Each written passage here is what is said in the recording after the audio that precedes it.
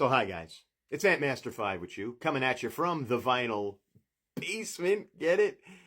Because we listen to vinyl and we play to never mind. So this is a discussion about vinyl records and vinyl records storage. Does everybody know what this is? This is a milk crate. And correct me if I'm wrong, because I'm a Gen Xer. No, I know I am. I'm born in 1975. In fact, just this past Tuesday, I have officially taken 50 trips around the sun. So, this is a little bit of a back in my day, but yeah, it is a back in my day kind of rant. Anybody that listened to vinyl records back in the day, more so anybody that was a DJ, a mobile DJ, or even more so, anybody that went to one of the following events in the 80s, or even the 70s, a wedding, an anniversary party, a christening, a bar mitzvah, a bat mitzvah, a sweet 16, a graduation party, even their prom.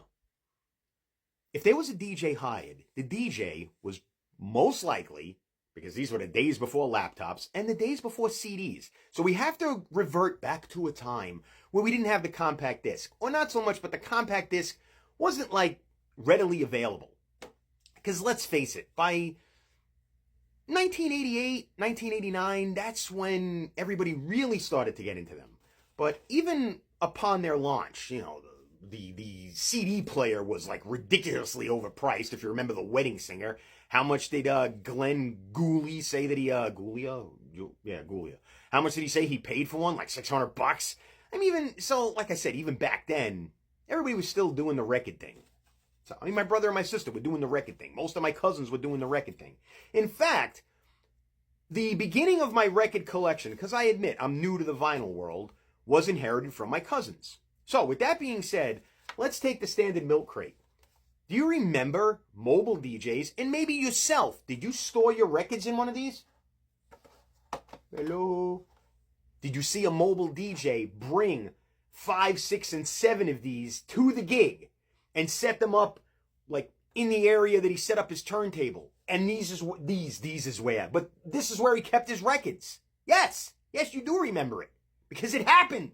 This isn't a Mandela effect. I know it. I saw it with these eyes. So now I have acquired a many of records now. I built on my cousin's collection, and I admit I have been inheriting records because a lot of people don't listen to their records anymore, and they're like, "Hey, Ant Master 5, I got some old records. Do you want them?" Yes, I'll listen to them. I'll put them on the show, and I'll love them just as much as anybody else that loves vinyl. And I want to store them in these, but I can't. Let me show you why. So let's take a modern record, for example. Let's take a modern record. Purchased by, I'm going to give him a shameless plug, purchased by one of my best friends of the past 30 plus years, Eddie of the Realms of Rock. Here's All That Remains. They are a metal band from Massachusetts. In fact, their lead singer and I share a birthday, to the day, to the month, to the year, Phil Labonte. So here's their latest release, Anti-Fragile. It just came out in 2025. Here's your standard milk crate.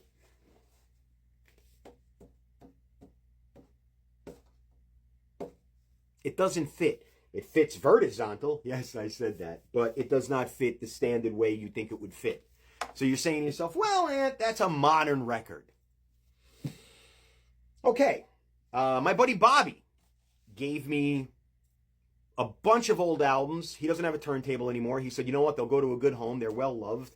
Here's Synchronicity by The Police that he purchased probably within the year and or the years that followed its release. So, pretty old album. It smells like it. Doesn't fit. My friend Erin gave me a bunch of records that her and her husband were sitting on. Iron Maiden Power Slave that was probably purchased right around when Power Slave was released. See? It's not. You want it to go in this way. But it doesn't go in this way. It won't. You would have to. So the list goes on. I mean, I can go into my some of the older albums my cousin gave me. Kenny Rogers here. Nothing. So my theory is that these milk crates, or the milk crate manufacturers back in the day, who would it have been? Delwood, Marcus Dairy, do any of these things ring a bell? I guess those milk crates were compatible with records. But what I think happened is that somewhere over the years, yes, this is my theory. These are the things I do when I sit at home on a day off. I think they changed the dimensions. And the reason why they changed the dimensions is because DJs, and maybe people, I don't know, like yourself, maybe like my cousins, I don't know, I'm not pointing any fingers. Maybe they were, 5-finger discounting these bad boys. Now, I come from Long Island. I'm born and raised on Long Island. We had a chain of convenience stores called Dairy Barn. If anybody remembers Dairy Barn, it was you didn't get out of your car. It was a drive-through convenience store. You drove up, the kid opened up the sliding glass door, and you sat there and you went, "Hi, yes, can I have a loaf of bread, a stick of butter, and a quart of milk?" I'm a Gen Xer, well remembered. And, they would hand you the items in a bag, you would pay, and off you went. But if you passed by Dairy Barn on the off hours, if you were driving, on the overnight, and you passed by a closed Dairy Barn, there was a bunch of these sitting outside. They were outside of Pathmark. They were outside of Waldbaum's. They were outside of Food Town. Yes, I am naming supermarkets that are probably only pervy to the Long Island area and don't even exist anymore. But my point is, you always saw these. And you grabbed one. You grabbed two. You grabbed three. My brother, God rest his soul, he was using them to store. He was a gearhead, and a mechanic. And there was always one of these in the garage with quarts of oil in them and shop rags and everything else.